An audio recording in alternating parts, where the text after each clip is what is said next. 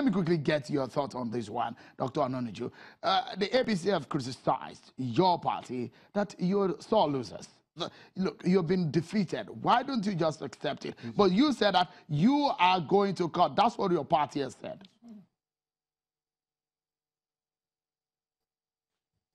Yes, thank you very much. Our party will still insist, and we are grateful to the Ekiti people for showing faith, for showing us that we are the party. You saw they turned out, they voted and we won. And then in the time of collection, the figures were not changed.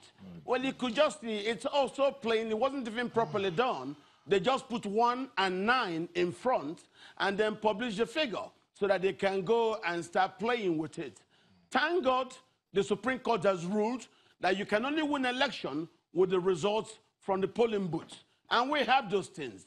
But of course, we know... Dr. Anoniju, if you say you won the election as against the result being announced by INEC, how did that happen?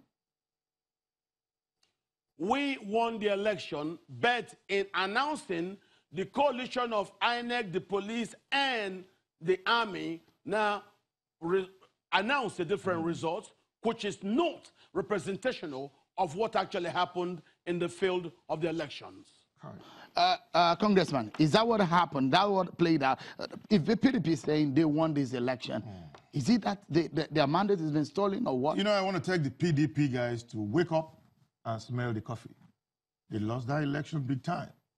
Now, I would have said I wouldn't dignify Ononoju with... because what is locals anyway? He's a member of the PDP. So this has gone beyond being a member of a political party for me. So I am an Ekiti man. Ononoju is not an Ekiti man. He's from Anambra, from that name. He doesn't have a locals. He's a hard gun. He doesn't have the details. No, I beg. We need to use some dignified words. No, but he was invited as a guest on the program. He was invited. He's speaking for a party. I'm speaking for the people. There's a difference. Listen, but let's talk to the issues.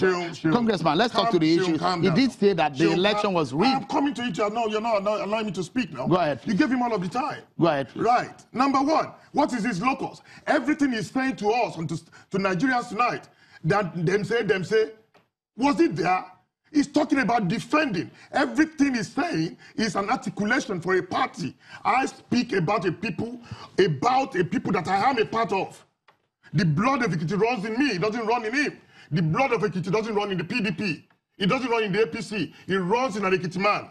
I'm an Ekiti man. Let me tell you, on 2014, I was beating black and blue. I have a slip disc to show for it. Ononoju does not have anything to show for it.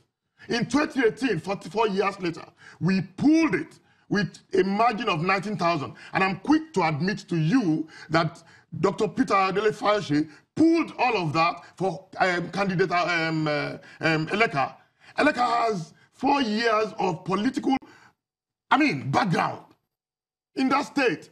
How much of that did we see in active process? In a government that never had exco once. What's the exposure? Could that be true? I wouldn't lie to you, Shehu. I wouldn't lie. That there was no council meeting. Let them bring council papers. Let them bring council papers. Does it take away the fact that the allegations that that the election was rigged? Is that the true figures of what the people of the Let me tell you, I agree with Ononoju on this one.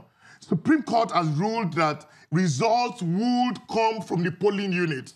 Has anybody faulted? He's talking about collation center. Everything that went to collation center emerged from the polling unit. Are we dumb? You don't generate results. Oh, so all the agents will be there.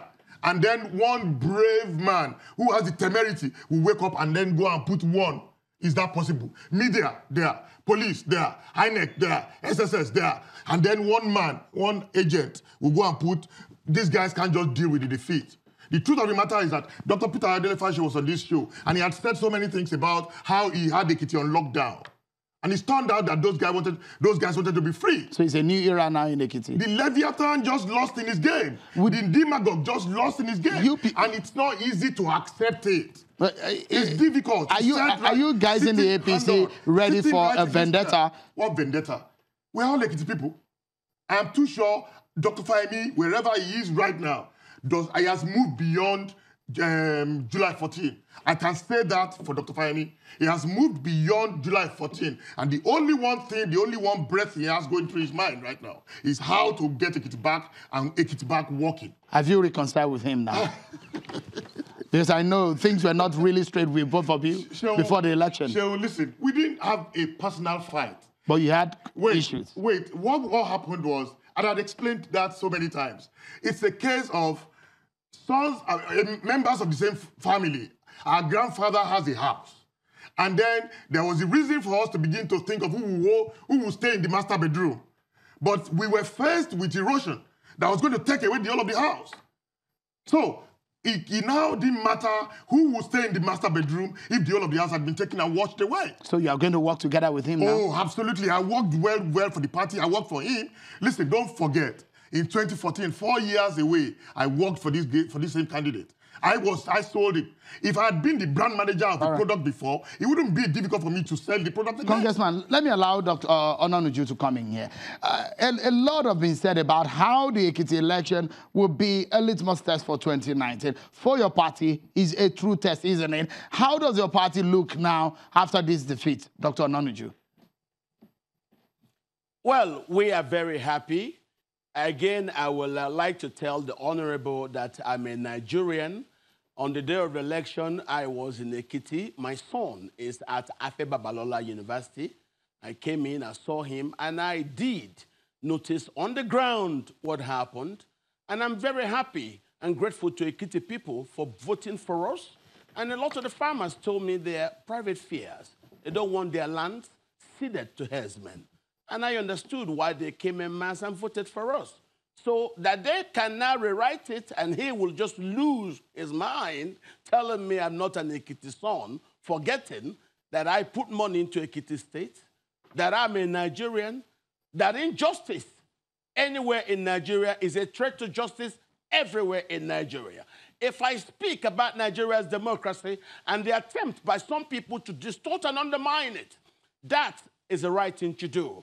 About our country, people are very afraid that if what the sham that went on in Ekiti is allowed to repeat itself next year, of course, you know the democracy will be gone to the dogs. We thought we were actually improving as we progressed through the years to get better, freer, fair election. No. Actually, that day I was in Ekiti when people were shooting guns. And when I investigated, I found out that those 3 Prado jeeps came from Edo State. These people were shooting, they were not policemen. So what you will ask yourself is, why would you want to pump 30,000 policemen, 5,000 soldiers, several thousands of civil defense and everything into a state election? Dr. Ononuju, we need to go. I must sincerely thank you for your thoughts. Congressman, final word, just in a sentence, please.